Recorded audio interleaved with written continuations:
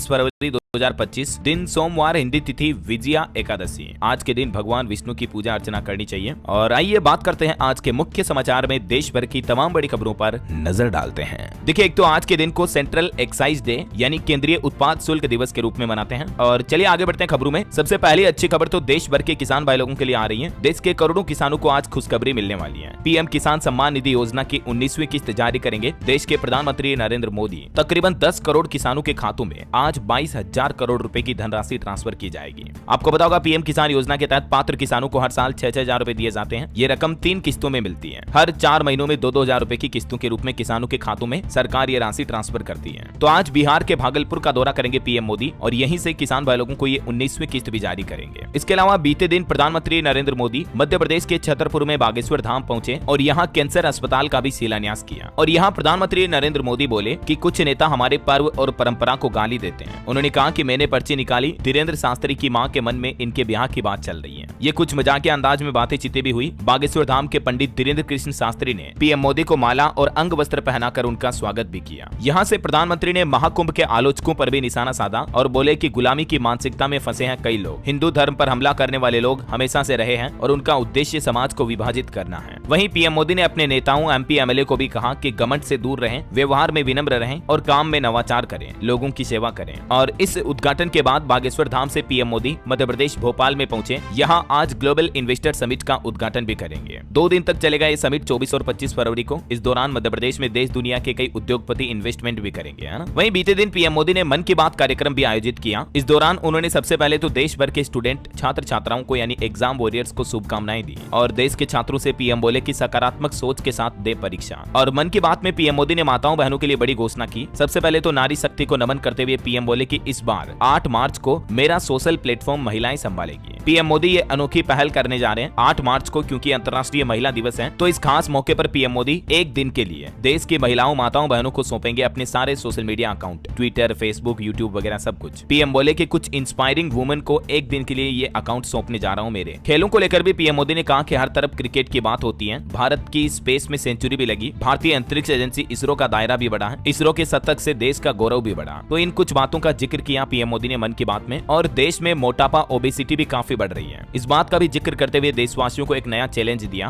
उन्होंने फिट और healthy mission बनाने के लिए मोटापे की समस्या से निपटने पर जोर दिया और देशवासियों से कहा कि आप रोजाना योगा करें, एक्सरसाइज करें और अपने खान पान में छोटे मोटे बदलाव करके आप रोग मुक्त रह सकते हैं। क्योंकि आजकल के कई बाजार और घटिया तेल के खान पान के इस्तेमाल के चलते हृदय रोग, डायबिटीज, हाइपरटेंशन जैसी बीमारियां काफी ज्यादा बढ़ रही है। देखिए, वैज्ञानिकों की एक स्टडी के मुताबिक भी आज हर 8 में से 1 व्यक्ति ओबेसिटी यानी मोटापे की समस्या से परेशान है और अधिक वजन या मोटापे की वजह से और कई बीमारियां जन्म लेती हैं। इसलिए आप अपने आप को फिट रखें। पीएम मोदी ने यह नया फिट इंडिया हेल्दी मिशन भी शुरू किया है। चलिए आगे बढ़ते हैं खबरों में। देखिए, आप किसान आंदोलन पर बड़ी खबर आ रही है। गांव-गांव जाकर किसानों को आमंत्रित कर रहे हैं किसानों के संगठन नेता। 25 फरवरी को पंजाब, चंडीगढ़ और पंचकुला में किसान भाई लोग प्रदर्शन भी करेंगे। हालांकि किसानों का दिल्ली कूच का प्लान भी था, लेकिन ये फैसला फिलहाल टल चुका है। किसान नेता पंदेर बोले कि दूसरे फोरम के साथ भी बात करनी है, आज अमृतसर में ऐलान करेंगे। वैसे अभी एक दिन पहले आपको पता होगा किसान भाई लोगों और केंद्र सरकार के बीच बातचीत हुई, लेकिन इस मीटिंग में कोई नतीजा नहीं निकल पाया। और अब केंद्र सरकार और किसान संगठनों के बीच अगले दौर की वार्तालाप यानी बातचीत जो है वो 19 मार्च को होगी। चलिए, खेल समाचार पर बड़ी अच्छी खबर है। इंडिया वर्सेस पाकिस्तान का क्रिकेट मैच हो सकता है आपने कल देखा हो। भारत ने पाकिस्तान को 6 विकेट से हराया और भारत की शानदार जीत हुई। विराट कोहली ने अपने वनडे करियर का 51वां शतक भी जड़ा और पाकिस्तान तो इस हार के बाद चैंपियंस ट्रॉफी से भी बाहर हो सकता है। इसके अलावा भी विराट कोहली ने कई सारे नए रिकॉर्ड बनाए हैं। कोहली ने बाउंड्री से सेंचुरी पूरी की, शाहीन की यार्कर पर रोहित बोल्ड हुए, अक्षर की डायरेक्ट हिट पर इमाम आउट हुए। इंडिया पाकिस्तान मैच के कई अनोखे मोमेंट्स भी देखने को मिले। मैंने कल रात को ही देर रात DLS न्यूज चैनल पर भारत की जीत के बाद ये क्रिकेट मैच के टॉप 10 हाइलाइट्स का वीडियो बनाया था। अगर आप खेल जगत में इंटरेस्ट रखते हैं तो जरूर देख लीजिएगा। और कोहली ने अपना 51वां वनडे शतक लगाने के साथ ही एक नया रिकॉर्ड ये भी बनाया। सबसे तेजी से 14,000 रन पूरे करने वाले पहले खिलाड़ी बन चुके हैं विराट कोहली। सचिन को भी पीछे छोड़ा। वनडे में भी सर्वाधिक रन बनाने वाले बल्लेबाज बन चुके हैं विराट। और वहीं कुलदीप यादव ने लगातार 2 बॉलों पर 2 विकेट भी लिए। तो मेनी कांग्रेट्स विराट कोहली, पूरी भारतीय क्रिकेट टीम को कल की अपनी शानदार परफॉर्मेंस और मेहनत के लिए। चलिए आगे बढ़ते हैं खबरों में। देखिए, बड़ी खबर, 7 परियोजनाओं के लिए मिले 75 करोड़ डॉलर। वित्त मंत्रालय ने कहा कि कोई प्रोजेक्ट चुनाव से जुड़ा नहीं है। आजकल आपको पता होगा दोस्तों, भारतीय चुनाव में अमेरिकी फंडिंग के मुद्दे को लेकर डोनाल्ड ट्रंप काफी उल्टे सीधे बयान दे चुके हैं। तो इस पर वित्त मंत्रालय की तरफ से ये रिपोर्ट पेश की गई। वित्त मंत्रालय का कहना है कि इन फंड का इस्तेमाल देश के अलग अलग कार्यों के लिए किया गया, ना कि चुनावी फंडिंग के लिए। वहीं देखिए बड़ी खबर, अमेरिका से एक और विमान आया भारत। इस बार दिल्ली में लैंड हुए 12 भारतीय जो कि अवैध तरीके से अमेरिका में रह रहे थे। इससे पहले भी आपको पता होगा 116 और 112 भारतीयों को अमेरिका भारत भेज चुका है। और वहीं देखिए बड़ी खबर दोस्तों, पाकिस्तान की धरती पर भोलेनाथ का जयघोष होने जा रहा। 198 शिव भक्तों का जत्था आज रवाना होगा। पाकिस्तानी लोग भी महादेव की पूजा करेंगे। आज 24 फरवरी को तकरीबन 198 शिव भक्त पाकिस्तान की धरती स्थित श्री कटास राज धाम की धरती पर पूरी धार्मिक परंपरा के अनुसार रवाना होंगे, जहां पाकिस्तानी हिंदू नागरिक भी भोलेनाथ की महाशिवरात्रि पर पूजा अर्चना करेंगे। पाकिस्तान में यह हिंदुओं का काफी प्राचीन और ऐतिहासिक तीर्थ स्थल है। चलिए अगली बड़ी खबर देखिए, दिल्ली में विधानसभा का पहला सत्र आज से शुरू होने जा रहा नई सरकार बनने के बाद, और कल पेश होगी केक की रिपोर्ट भी। पहली बार आज दिल्ली विधानसभा में एलजी भी संबोधन देंगे। उसके बाद कल 25 फरवरी को 14 केक रिपोर्ट एक साथ पेश की जाएगी दिल्ली विधानसभा में, और उपराज्यपाल के अभिभाषण के बाद नए विधायकों का शपथ ग्रहण भी होगा। और खबर है दिल्ली विधानसभा में पूर्व मुख्यमंत्री आतिशी जो है वो विपक्ष की नेता होंगी। आम आदमी पार्टी विधायक दल ने इनको विपक्षी नेता के रूप में चुना है। और दोस्तों दिल्ली में नई सरकार आने से एक कमाल की प्लानिंग देखिए, अब यमुना में भी सैर कर सकेंगे दिल्ली वासी। दरअसल एक अधिकारी ने बताया कि वाटर टैक्सी सर्विस शुरू होने जा रही जल्दी यमुना में। हालांकि इससे पहले दिल्ली से लेकर नोएडा तक वाटर सर्वे किया जाएगा, उसके यातायात का अध्ययन होगा। उसके बाद शुरुआत में 20 से 25 यात्रियों वाली वाटर बोट चलाने की योजना है दिल्ली सरकार की यमुना में, तो इससे जल परिवहन और पर्यटन को भी बढ़ावा मिलेगा, है ना। वहीं खबर है सरकार बदलते ही दिल्ली में स्वास्थ्य सेवाओं को भी मजबूत करने की नई पहल शुरू की है। दिल्ली के इस अस्पताल में बहाल होंगे सैकड़ों डॉक्टर। अब दिल्ली में नई बीजेपी सरकार आने के बाद डॉक्टरों की नियुक्ति की जाएगी। अस्पतालों में डॉक्टरों की कमी को दूर किया जाएगा। केंद्रीय स्वास्थ्य मंत्रालय के सफदरजंग अस्पताल प्रशासन ने ये डॉक्टरों के लिए नियुक्ति प्रक्रिया भी शुरू कर दी है। और एक बड़ी खबर देखिए, दिल्ली में मुख्यमंत्री के बाद अब लोक निर्माण मंत्री ने भी अपनाया कड़ा रुख। अब चमकेंगी दिल्ली की सड़कें। अफसरों को खास निर्देश भी दिए गए हैं। दिल्ली सरकार में लोक निर्माण मंत्री प्रवेश साहिब सिंह ने नई पहल शुरू करते हुए सभी अधिकारियों को सख्त निर्देश दिया और कहा कि सड़कों का रखरखाव और उनके साथ ही साफ सफाई सुनिश्चित की जाए, और जितनी भी टूटी फूटी सड़कें हैं राजधानी में उन सड़कों को गड्ढा मुक्त बनाने के लिए भी नया अभियान शुरू किया जाएगा, है ना। और वैसे दिल्ली एनसीआर वाले लोगों के लिए एक और खुशखबरी है, देश का पहला एलिवेटेड द्वारका एक्सप्रेस वे भी बनकर तैयार हो चुका है। अब सुरंग से सीधे आप आईजीआई एयरपोर्ट भी पहुंच पाएंगे। चलिए अगली बड़ी खबर देखिए, भाषा के नाम पर एक बार फिर से हमारे देश में विवाद बढ़ता जा रहा है। तमिलनाडु में रेलवे स्टेशन का हिंदी में लिखा हुआ नाम मिटा दिया गया, और इस बीच तमिलनाडु के मुख्यमंत्री एम.के. स्टालिन भी बोले कि केंद्र सरकार अगर हमें 10,000 करोड़ रुपए दे तब भी न्यू एजुकेशन पॉलिसी लागू नहीं करेंगे। केंद्र सरकार और तमिलनाडु सरकार के बीच ट्राई लैंग्वेज यानी 3 भाषाएं जिनमें तमिल, हिंदी और अंग्रेजी को लेकर वोर अभी भी जारी है। इसी बीच बीते दिन कोयम्बटूर में पोलाची रेलवे स्टेशन पर हिंदी में लिखे नाम को कार्यकर्ताओं ने काले रंग से मिटा दिया। ये डीएमके पार्टी के कार्यकर्ता थे। इससे पहले मुख्यमंत्री एम.के. स्टालिन ने केंद्र सरकार की आलोचना भी की थी। और वहीं दोस्तों 2 और राज्यों में विवाद बढ़ रहा, महाराष्ट्र और कर्नाटक के बीच भी। इस बढ़ते विवाद के चलते दोनों राज्यों के बीच बस सेवा भी निलंबित हुई। महाराष्ट्र पुणे में तो उद्धव के कार्यकर्ताओं ने गाड़ियों पर भी कालिक बो दी। पुणे में एक कर्नाटक की बस पर लिखा जय महाराष्ट्र। कंडक्टर और ड्राइवर से मारपीट विवाद के चलते महाराष्ट्र कर्नाटक के बीच ये बस सर्विस बंद हुई। चलिए अगली बड़ी खबर देखिए दोस्तों, देश भर में वकीलों के विरोध के बाद अब आखिरकार केंद्र सरकार एडवोकेट बिल में बदलाव करने के लिए तैयार हुई। देश के कानून मंत्री बोले कि हर मुद्दे की जांच करेंगे। आपको पता होगा BCI, bar council of India समेत देश के अधिकतर राज्यों के वकील सरकार द्वारा लाए जा रहे इस नए अमेंडमेंट एक्ट के विरोध में थे। तो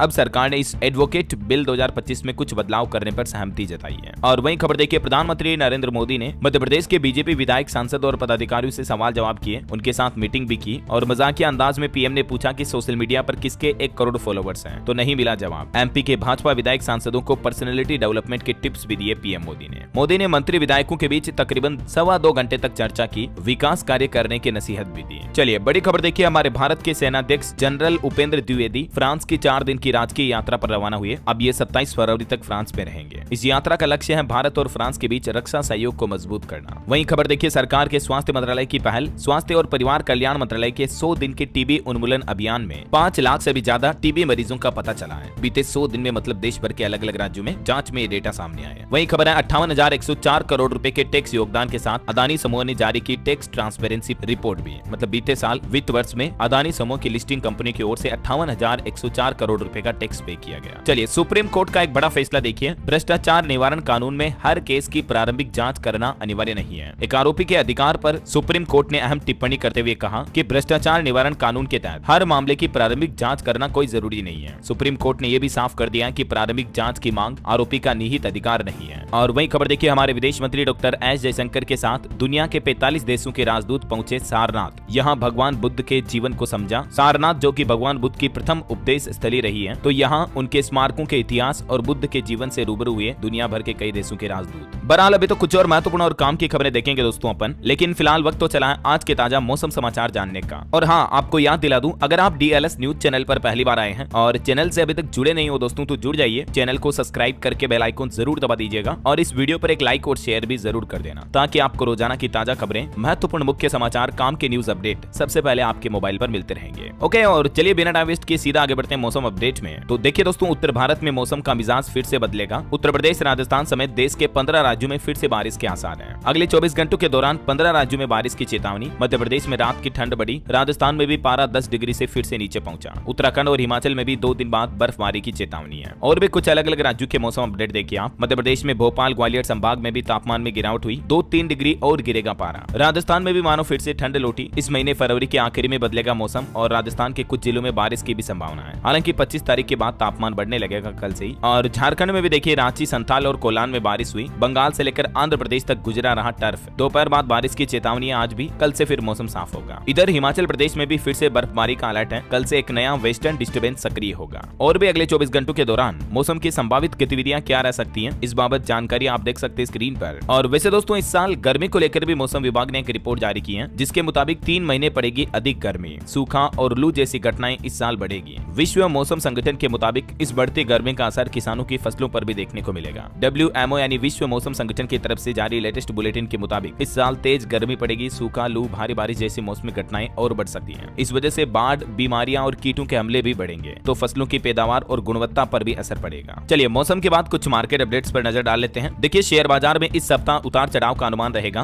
भारत अमेरिका के GDP आंकड़ों से लेकर FII DII फ्लो तक कई सारे फैक्टर्स बाजार की चाल तय करेंगे। और बीते कुछ दिनों से जो स्टॉक मार्केट में गिरावट आ रही, इस वजह से हमारे देश की टॉप 10 कंपनियों में से 8 की वैल्यू लगभग 1.5 लाख करोड़ रुपए तक गिरी है, जिनमें TCS टॉप लूजर रही। इसकी वैल्यू 53,186 करोड़ कम हुई। स्टॉक मार्केट में गिरावट के पीछे एक बड़ी वजह यह भी है कि इस महीने फरवरी में ही शेयर बाजार से 23,710 करोड़ रुपए निकाल लिए हैं विदेशी निवेशकों ने। FPI यानी फॉरेन पोर्टफोलियो इन्वेस्टर्स के द्वारा ये भारतीय स्टॉक मार्केट से पैसे निकाले जा रहे हैं। इसी वजह से इंडियन स्टॉक मार्केट में लगातार गिरावट आ रही है। वहीं खबर है, सेबी ने एक्सिस सिक्योरिटीज पर 10 लाख रुपए का जुर्माना लगाया। 45 दिन के अंदर जुर्माना भरने का आदेश दिया। स्टॉक ब्रोकर रूल्स और रेगुलेटरी नॉर्म्स का उल्लंघन करने के चलते सेबी ने यह कार्रवाई की है। और दोस्तों, भारत में IPO को लेकर भी एक रिपोर्ट सामने आ रही है कि बीते साल 2024 में IPO मार्केट का लीडर बना हमारा भारत। दुनिया भर में आए इश्यू में से 23% हिस्सेदारी इंडिया की रही। मतलब दुनिया भर में जितनी कंपनियों के IPO आए ना, उनमें से 23% IPO तो सिर्फ इंडिया में लिस्ट हुए। टोटल 268 IPO के जरिए भारतीय शेयर बाजार में 2024 में 19.5 अरब डॉलर जुटाए गए। ओके, और चलिए मार्केट के बाद आगे बढ़ते हैं खबरों में। देखिए दोस्तों, श्रीलंकाई नौसेना ने 32 भारतीय मछुआरों को गिरफ्तार किया। और इस बीच तमिलनाडु के मुख्यमंत्री M.K. स्टालिन ने हमारे विदेश मंत्री डॉक्टर S. जयशंकर को पत्र लिखकर इस समस्या का जल्द समाधान करने का आह्वान भी किया, क्योंकि ये मछुआरे तमिलनाडु से थे ज्यादातर। और बड़ी खबर आ रही, शक्तिशाली रडार की तैनाती कर हवाई रक्षा क्षमताएं बढ़ाएगी हमारी भारतीय सेना। इस नए मिसाइल सिस्टम को भी शामिल करने की तैयारी की जा रही है। आर्मी एयर डिफेंस कोर के पास L-70,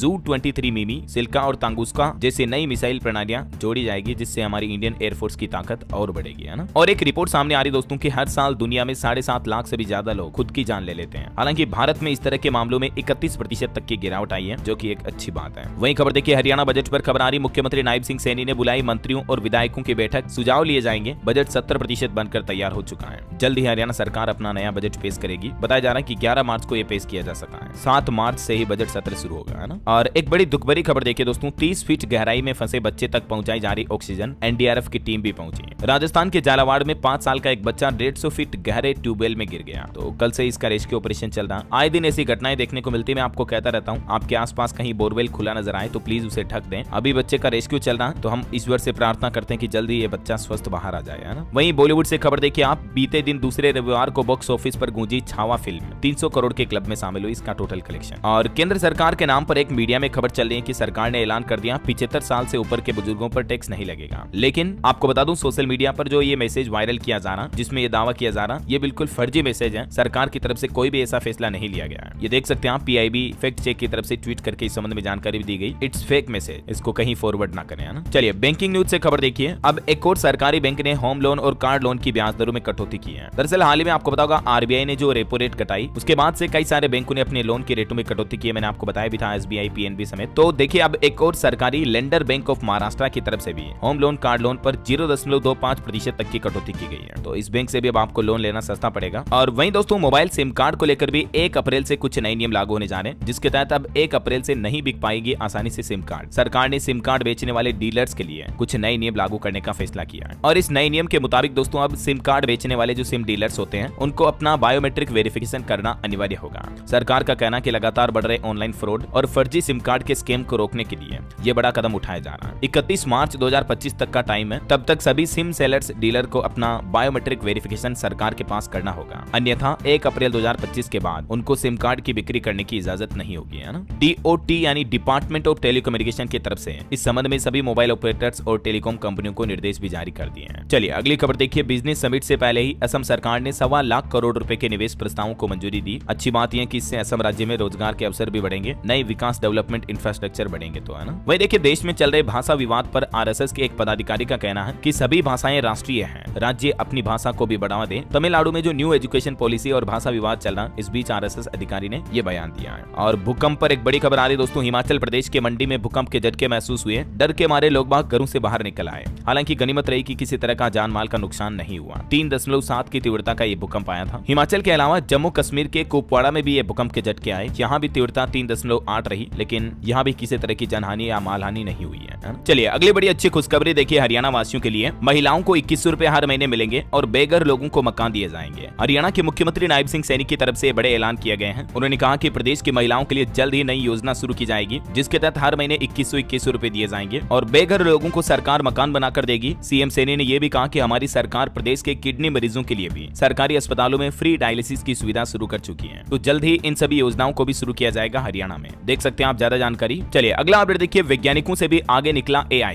यानी आर्टिफिशियल इंटेलिजेंस। 48 घंटों में कर दिया सालों से लटका एक काम। दरअसल माइक्रोबायोलॉजिस्ट इस जटिल मुद्दे को करीब 1 दशक से भी ज्यादा समय से सुलझाने की कोशिश में लगे थे। मेडिकल साइंस से जुड़ी एक बड़ी प्रॉब्लम थी। इंपीरियल कॉलेज लंदन के प्रोफेसर जोस पेनाडेस और उनकी टीम ने कई साल तक इस बात की जांच की, फिर भी सॉल्यूशन नहीं हो पाया। तो पेनाडेस ने इस मुद्दे को सुलझाने के लिए गूगल के AI टूल को साइंटिस्ट को देने का फैसला किया और AI ने मात्र 48 घंटों में ही वो निष्कर्ष निकाल दिया जिसको वैज्ञानिक सालों से ढूंढ रहे थे। देखिए दोस्तों, AI कितना आगे बढ़ता जा रहा है। कई सारे क्षेत्रों में तो इंसानी दिमाग से भी आगे निकल चुका है आर्टिफिशियल इंटेलिजेंस, है ना। चलिए अगली बड़ी खबर देखिए। बिजली निजीकरण के विरोध में अब राष्ट्रव्यापी हड़ताल का ऐलान कर दिया है उत्तर प्रदेश के बिजली कर्मचारियों ने। इस दिन देश भर में प्रदर्शन होंगे। दरअसल national coordination committee of electricity employees and engineers ने आने वाली 26 जून को राष्ट्रव्यापी हड़ताल का ऐलान किया है। मई जून महीने में कई सारे विरोध होंगे, रैलियां निकाली जाएगी उत्तर प्रदेश में बिजली के प्राइवेटाइजेशन के खिलाफ। चलिए खबर है दोस्तों, उबर ऑटो ने बदला पेमेंट का तरीका। अब सिर्फ कैश में देना होगा भुगतान, ऑनलाइन मोड बंद कर दिया है। हालांकि UPI की फैसिलिटी अवेलेबल रहेगी, लेकिन अदर ऑनलाइन तरीके नहीं एक्सेप्ट किए जाएंगे। चलिए अगली बड़ी खबर देखिए। शौचालय बोलकर सीमा पर बंकर बना रहा पाकिस्तान। अब हमारे देश के BSF के जवानों ने विरोध किया और कहा कि तबाह कर देंगे। बात कुछ यूं है कि राजस्थान के बाड़मेर में पाकिस्तान से लगी अंतर्राष्ट्रीय सीमा पर एक इमारत विवाद नया विषय बन गया है। सीमा से 150 गज के अंदर किया गया ये निर्माण देखने में बंकर जैसा लग रहा था, लेकिन दावा किया जा रहा कि ये शौचालय था। हालांकि BSF ने इस अवैध निर्माण को पकड़ लिया है। जांच में पाया गया कि ये कोई बंकर या निगरानी चौकी नहीं थी। चलिए अगली बड़ी खबर देखिए। गैस, कोलेस्ट्रॉल और डायबिटीज की 84 दवाइयां टेस्टिंग में फेल हुई। अब केंद्र सरकार की तरफ से अलर्ट भी जारी किया गया। हाल ही में CDSCO ने टेस्टिंग के लिए कुछ दिशा निर्देश भी जारी किए हैं, नए नियम जारी किए हैं ड्रग कंपनियों के लिए, जिसमें कहा गया कि सभी ड्रग इंस्पेक्टर को 1 महीने में कम से कम 10 नमूने एकत्र करने चाहिए। देश भर में औषधि नियंत्रण अधिकारियों द्वारा दवाओं की टेस्टिंग की गई, जिसकी रिपोर्ट में चौंकाने वाले खुलासे सामने आए हैं। लगभग अलग अलग बीमारियों की 84 तरह की दवाओं की गुणवत्ता मानक स्तर पर नहीं पाई गई। दिसंबर 2024 में भी इस तरह के नमूने फेल पाए गए थे। तो दोस्तों, कभी भी दवाई खरीदें तो ट्रस्टेड मेडिकल स्टोर से ही खरीदें, है ना। और चलिए दोस्तों, कुछ महाकुंभ से जुड़े अपडेट देख लेते हैं। देखिए, कल संडे पर वीकेंड पर भी महाकुंभ में श्रद्धालुओं का जनसैलाब उमड़ा। 25 किलोमीटर तक लंबा जाम लग गया। गाड़ियां सड़कों पर रेंगती नजर आई। बीते दिन महाकुंभ में 1 करोड़ 18 लाख से भी ज्यादा श्रद्धालुओं ने डुबकी लगाई, पवित्र स्नान किया। क्योंकि अभी महाकुंभ खत्म होने में बस 3-4 दिन ही बचे हैं। यही वजह है कि महाकुंभ में दिनों दिन भीड़ और बढ़ती जा रही है, जैसे जैसे महाकुंभ के समापन की तारीख नजदीक आ रही है। और एक बड़ा फैसला ये लिया गया, महाकुंभ में शिवरात्रि पर प्रयागराज में जुलूस नहीं निकलेगा। बाइकर्स ने 2 किलोमीटर के 500 रुपए लिए। 200 गाड़ी सीज की। भीड़ कम होने से अब जाम नहीं है। महाकुंभ का आखिरी सप्ताह कुछ यूं रहा। स्पेशल ट्रेनों की भरमार देखी गई। दिल्ली से प्रयागराज के लिए भी हर घंटे स्पेशल ट्रेन सेवा अवेलेबल रही। वहीं एक चौंकाने वाली रिपोर्ट तो ये सामने आ रही कि महाकुंभ में गए हर 10 में से 9 लोग ठगे गए। मतलब 90% लोगों ने कहीं न कहीं ज्यादा पैसे दिए, ज्यादा पे किया सर्विसेज के लिए, प्रोडक्ट के लिए। जैसे फ्लाइट के लिए 300% तक महंगी टिकट मिली। इसी तरह से होटलों के दाम बढ़े हुए हैं, रेस्टोरेंट पर खाने की रेटें बढ़ी हुई है। यहाँ तक कि नाव में सफर और ऑटो रिक्शा तक का किराया भी 4-4 गुना तक हो रहा है। और एक रिपोर्ट आ रही है कि दुनिया भर के तकरीबन आधे से भी ज्यादा सनातनी महाकुंभ में डुबकी लगा चुके हैं। मुख्यमंत्री योगी आदित्यनाथ बोले कि सनातन धर्म से जुड़े किसी भी आयोजन को प्रण प्राण से जुटकर सफल बनाएंगे। महाकुंभ में बढ़ती भीड़ के बीच अब काशी विश्वनाथ मंदिर में भी एक नई एडवाइजरी जारी हुई। 15 घंटे लाइन में खड़े होने पर दर्शन मिल रहे हैं। विश्वनाथ मंदिर में भी भीड़ उमड़ी तो उसके बाद अब विश्वनाथ धाम में 25 से 27 फरवरी तक प्रोटोकॉल पर रोक रहेगी। महाशिवरात्रि पर लगातार 32 घंटे तक दर्शन देंगे बाबा विश्वनाथ। नागा सन्यासियों ने मंदिर की व्यवस्था भी देखी। चलिए महाकुंभ के बाद आगे बढ़ते हैं खबरों में। देखिए तेलंगाना में जो टनल हादसा हुआ उस पर एक रिपोर्ट आ रही दोस्तों की अंदर 11 किलोमीटर तक पानी भरा हुआ है। अधिकारी बोले कि 8 मजदूरों के बाहर आने की उम्मीद बहुत कम है। पानी कीचड़ निकालने के लिए हैवी पंप भी लगाए गए हैं। लगातार एनडीआरएफ एसडीआरएफ का रेस्क्यू ऑपरेशन चल रहा है। वहीं पॉलिटिक्स से बड़ी खबर देखिए, कांग्रेस के खिलाफ शशि थरूर के बगावती तेवर देखने को मिले। उन्होंने कहा कि मैं पार्टी के तो साथ हूं लेकिन उन्हें जरूरत नहीं है तो मेरे पास भी अन्य विकल्प है। यानी इनडायरेक्टली उनका कहना है कि मैं दूसरी राजनीतिक पार्टी में भी जा सकता हूं। वहीं कलकत्ता ट्रेनी डॉक्टर मामले पर खबर आ रही, डॉक्टर का डेथ सर्टिफिकेट जारी नहीं हुआ। पीड़िता का परिवार बोला कि कोलकाता नगर निगम और अस्पताल लापरवाही दिखा रहे हैं। चलिए अगला अपडेट आ रहा, असम राइफल्स ने जीती घुड़सवारी चैंपियनशिप 2025 की प्रतियोगिता। पंजाब के जालंधर में 8 दिन तक चला ये टूर्नामेंट। पंजाब पुलिस आ रही, 15 टीमों ने हिस्सा लिया था। वहीं खबर है पंजाब में 1996 की योजना अब तक लागू नहीं हुई। एक सरकारी योजना को लेकर सुप्रीम कोर्ट ने पंजाब सरकार को फटकार लगाई और कहा कि लोगों को बार बार झूठे आश्वासन दिए जा रहे हैं। 5 मार्च को इस मामले पर अब अगली सुनवाई होगी। वहीं खबर है पंजाबी अभिनेत्री सोनिया मान भी राजनीति में एंटर हुई, आम आदमी पार्टी में शामिल हुई। अरविंद केजरीवाल ने उनको सिरोपा पहनाया। इनके पिता भी किसान नेता रह चुके हैं। और इधर देखिए हमारे उपराष्ट्रपति जगदीप धनखड़ का कहना है कि न्यायपालिका को संविधान में बदलाव करने का अधिकार नहीं है। राष्ट्रवाद ही सबसे बड़ा धर्म है, इसमें राजनीति नहीं होनी चाहिए। चलिए अगली बड़ी खबर आ रही है, इटली की प्राइम मिनिस्टर यानी प्रधानमंत्री मेलोनी ने दुनिया के लेफ्ट लीडर्स को पाखंडी बताया। वो बोले कि दुनिया के ये नेता मोदी, ट्रंप और मुझ पर कीचड़ उछालते हैं लेकिन जनता फिर भी हमें ही चुनती है। और दोस्तों रूस यूक्रेन युद्ध पर फिर से बड़ी खबर आ रही है। रूस ने यूक्रेन पर 267 ड्रोन से और हमला किया। जंग के 3 साल पूरे होने पर कीव समेत 13 शहरों पर अटैक कर चुका है रशिया। यूक्रेन का जवाबी हमला नाकाम रहा। ये कुछ फोटोज और तस्वीरें देखिए आप। रूस यूक्रेन जंग को 3 साल हो चुके हैं। इस जंग में कितनी तबाही और बर्बादी हुई इस बात का अंदाजा आप इसी से लगा सकते हैं कि 1 करोड़ यूक्रेनी लोग बेघर हो गए। 20 लाख बच्चे मदद के लिए तरस रहे हैं। दोनों देशों की तरफ 2 लाख से भी ज्यादा मौतें हुई हैं। ये नतीजा होता है किन्हीं भी जब 2 देशों के बीच युद्ध होता है, जंग होती है तो सरकार के नेता तो महलों में बैठे रहते हैं लेकिन ग्राउंड लेवल पर सेना और देश के आम नागरिक खामियाजा भुगतते हैं। वहीं इजराइल हमास जंग पर भी खबर आ रही। इजराइल ने हिजबुल्लाह चीफ के ताबूत के ऊपर जेट्स उड़ाए। कहा कि दुनिया बेहतर हुई, नसरुल्लाह को ईरान में दोबारा दफनाया गया। इधर अमेरिकी राष्ट्रपति डोनाल्ड ट्रंप भी बोले कि हम यूक्रेन से अपना पैसा वापस लेंगे। रूस के खिलाफ जंग में जितनी मदद की उसके बदले दुर्लभ खनिज और तेल मिले हैं। चलिए अगला अपडेट देखिए, कॉमेडियन समय रैना और रणवीर इलाहाबादिया के सपोर्ट में उतरे साइरस ब्रोचा।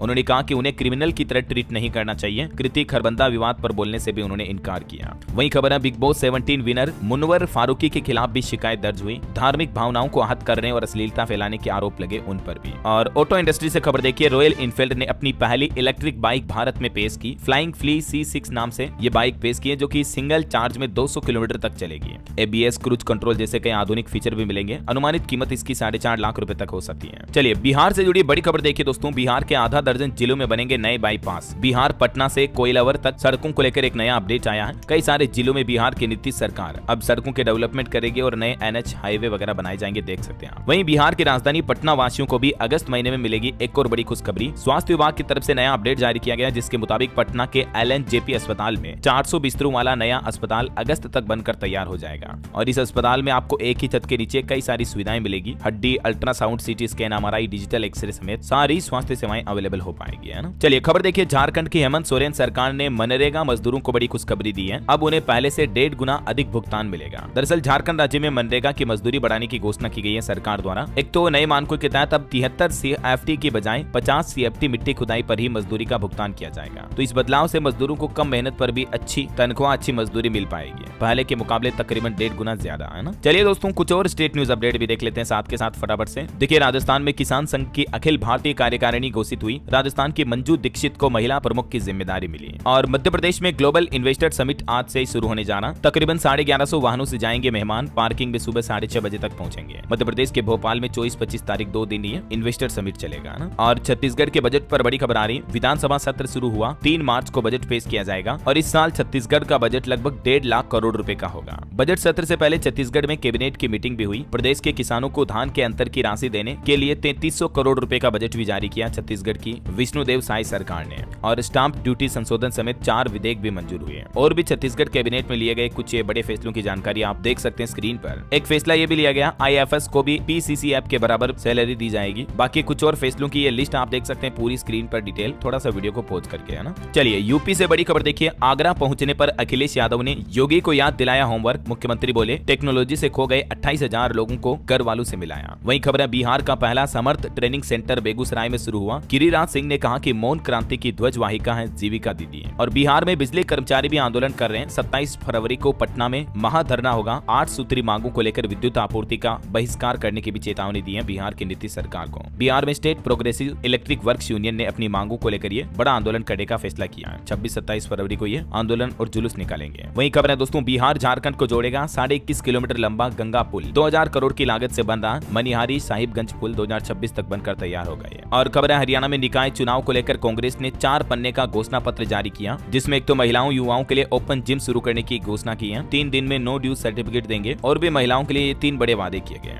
इसी तरह से स्वच्छता को लेकर भी 4 बड़े वादे हुए और मूलभूत सुविधाओं में 6 बड़े वादे जोड़े हैं कांग्रेस ने। चलिए खबर है हरियाणा के झज्जर में आज आएंगे मुख्यमंत्री नायब सिंह सैनी। किसान सम्मान समारोह में करेंगे शिरकत। नेहरू कॉलेज में होगा राज्य स्तरीय कार्यक्रम। वहीं देखिए हरियाणा के प्राइमरी स्कूलों में भी भर्ती होंगे संस्कार टीचर। 12वीं पास कर सकेंगे आवेदन। रोज 2 घंटे पढ़ाने के लिए टीचरों को 9,240 रुपए तनख्वाह दी जाएगी। ये मतलब जैसे संविदा कर्मी गेस्ट टीचर होते हैं ना, वैसे ही ये संस्कार टीचर नाम से नई भर्ती करने जा रही है हरियाणा सरकार। नई शिक्षा नीति के तहत ये बड़ा कदम उठाने जा रही है। तो अच्छी बात यह है कि इससे 12वीं पास युवाओं को शिक्षा बांटने का मौका भी मिलेगा, रोजगार भी मिल पाएगा। मात्र 2 घंटे रोजाना पढ़ाने के भी लगभग 9,1500 रुपए तनख्वाह दी जाएगी, है ना। चलिए अगली खबर आ रही है, पंजाब मालवा के किसानों को मक्के पर मिलेगी MSP की गारंटी। विधायक राणा बोले कि 2 साल तक खरीदेंगे मक्का। धान का रकबा घटाने का भी प्रयास किया जा रहा है। वहीं देखिए दोस्तों, हरियाणा के मुख्यमंत्री नायब सैनी की सुरक्षा में 2 बार चूक देखी गई। फरीदाबाद में कल पहले तो उन पर मोबाइल फेंका, फिर आम आदमी पार्टी नेता ने सुरक्षा घेरा तोड़ा। गाड़ी के तकरीबन 20 फीट करीब पहुंच गया था।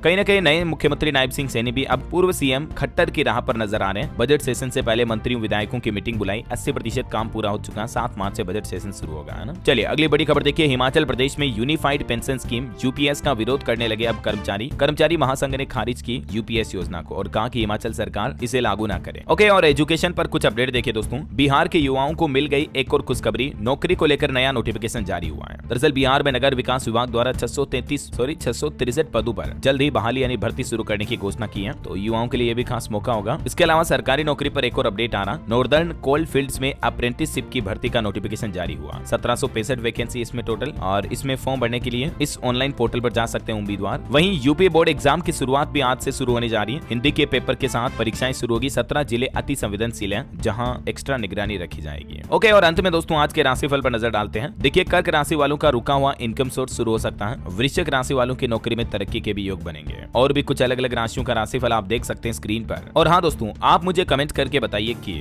चलिए आज मैं आपको खेल जगत से जुड़ा एक माइंड क्विज क्वेश्चन पूछता हूँ। कमेंट करके बताइए कि चैंपियंस ट्रॉफी मैच में भारत पाकिस्तान से अब तक कुल कितनी बार जीत चुका है। कमेंट करके लिखना है। सही जवाब देने वाले लोगों को रैंडमली सेलेक्ट होने पर DLS न्यूज टीम की तरफ से एक शानदार सरप्राइज गिफ्ट जीतने का मौका मिलेगा। और इसके साथ ही अगर आपको वीडियो अच्छा लगा तो इसे लाइक करना, शेयर भी करना। DLS न्यूज चैनल को सब्सक्राइब करके बेल आइकन जरूर दबा देना। रोजाना ऐसी इंफॉर्मेटिव जानकारियां, महत्वपूर्ण मुख्य समाचार, काम की न्यूज अपडेट देखते रहने के लिए। ओके, ख्याल